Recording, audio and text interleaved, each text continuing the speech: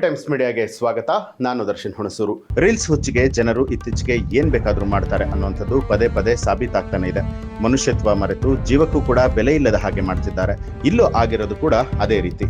ಸ್ವಂತ ಮಗಳೇ ತಂದೆಯನ್ನ ಚೀಲಕ್ಕೆ ತುಂಬಿ ಕೊರಿಯರ್ ಮಾಡೋದಕ್ಕೆ ಹೋಗಿದ್ಲು. ಆಮೇಲೆ ಏನಾಯ್ತು ಗೊತ್ತಾ? ಈ ಸ್ಟೋರಿ ನೋಡಿ. ಇತ್ತೀಚೆಗೆ ಸಾಮಾಜಿಕ ಜಾಲತಾಣದಲ್ಲಿ ರೀಲ್ಸ್ ಮಾಡಿ ಜನರಿಗೆ ಬುದ್ಧಿ ಹೇಳುವವರ ಸಂಖ್ಯೆ ದೊಡ್ಡದಾಗಿದ್ದು, ಏನೋ ಮಾಡಲು ಹೋಗಿ ಇನ್ನೇನೋ ಆಗಿ ಪೇಚಿಗೆ ಸಿಲುಕಿರುವಂತಹ ಘಟನೆಗಳು ಮೇಲಿಂದ ಮೇಲೆ ನಡೀತಾನೆ ಇದೆ. ಇಂತಹದ್ದೇ ಒಂದು ಪ್ರಸಂಗ ಬೆಂಗಳೂರಿನಲ್ಲೂ ಕೂಡ ನಡೆದಿದೆ. ರೀಲ್ಸ್ ಮಾಡುವಂತಹ ಚಟಕ್ಕೆ ವೃದ್ಧ ವ್ಯಕ್ತಿಯನ್ನ ಚೀಲದಲ್ಲಿ ಹಾಕಿ ಕೊರಿಯರ್ ಮಾಡೋದಕ್ಕೆ ಕುಟುಂಬವೊಂದು ಯತ್ನಿಸಿರುವಂತಹ ಆಘಾತಕಾರಿ ವಿಚಾರ ಬೆಳಕಿಗೆ ಬಂದಿದೆ. ಸಾಮಾಜಿಕ ಜಾಲತಾಣದಲ್ಲಿ ಸದ್ದು ಮಾಡಬೇಕು ಅನ್ನುವಂಥ ಹುಚ್ಚು ಈ ಮಟ್ಟಕ್ಕೆ ಹೋಗಬಹುದಾ ಅನ್ನುವಂಥ ಪ್ರಶ್ನೆಗಳು ಹುಟ್ಟಾಗ್ತಾ ಇದೆ.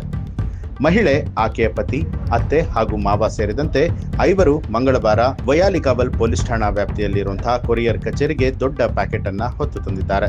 ಇಷ್ಟು ದೊಡ್ಡ ಚೀಲ ನೋಡಿ ಒಳಗೆ ಏನಿದೆ ಅಂತ ಹೇಳಿ ಸಿಬ್ಬಂದಿಗಳು ಪ್ರಶ್ನೆ ಮಾಡಿದ್ದು, ಈ ವೇಳೆ ಕುಟುಂಬದವರಿಂದ ಯಾವುದೇ ಉತ್ತರ ಬಂದಿಲ್ಲ. ಇದರಿಂದ ಅನುಮಾನಗೊಂಡಂತಹ ಸಿಬ್ಬಂದಿ ಪ್ಯಾಕೇಜ್ ಓಪನ್ ಮಾಡಿ ನೋಡಿದ್ದಾರೆ. ಆ ವೇಳೆ ಅರೆಕ್ಷಣ ಅವರು ಬೆಚ್ಚಿ ಬಿದ್ದಿದ್ದು, ವೃದ್ಧ ವ್ಯಕ್ತಿಯೊಬ್ಬರು ಚೀಲದಲ್ಲಿ ಇರುವಂತದ್ದು ಗೊತ್ತಾಗಿದೆ. ಆತ ಕೊರಿಯರ್ ಮಾಡಲು ಬಂದಿದ್ದಂತಹ ಕುಟುಂಬದ ಪೈಕಿ ಮಹಿಳೆಯ ತಂದೆ ಅಂತ ಹೇಳಿ ತಿಳಿದು ಬಂದಿದೆ. ಅವರು ಚೀಲದಲ್ಲಿ ಉಸಿರಾಡೋದಕ್ಕೂ ಕೂಡ ಕಷ್ಟಪಡ್ತಾ ಇದ್ರು. ಹೀಗಿದ್ರೂ ಕೂಡ ಕುಟುಂಬದವರು ಮಾತ್ರ ತಮ್ಮ ಕೃತ್ಯವನ್ನ ಸಮರ್ಥನೆ ಮಾಡಿಕೊಂಡಿದ್ದಾರೆ. ಯುಗಾದಿ ಹಾಗೂ ರಂಜಾನ್ ಹಬ್ಬದ ಸಂದರ್ಭದಲ್ಲಿ ಬಸ್ ಟಿಕೆಟ್ಗಳು ಸಿಗದ ಸಮಸ್ಯೆಯನ್ನ ತೋರಿಸೋದಕ್ಕೆ ಮನುಷ್ಯನನ್ನೇ ಕೊರಿಯರ್ ಮಾಡುವಂತಹ ಪರಿಸ್ಥಿತಿ ಬಂದಿದೆ ಅನ್ನುವಂತಹ ಸಂದೇಶದೊಂದಿಗೆ ಸಾಮಾಜಿಕ ಜಾಲತಾಣದಲ್ಲಿ ರೀಲ್ಸ್ ಮಾಡೋದಕ್ಕೆ ಈ ರೀತಿ ಮಾಡಿದ್ದೇವೆ ಅಂತ ಹೇಳಿದ್ದಾರೆ.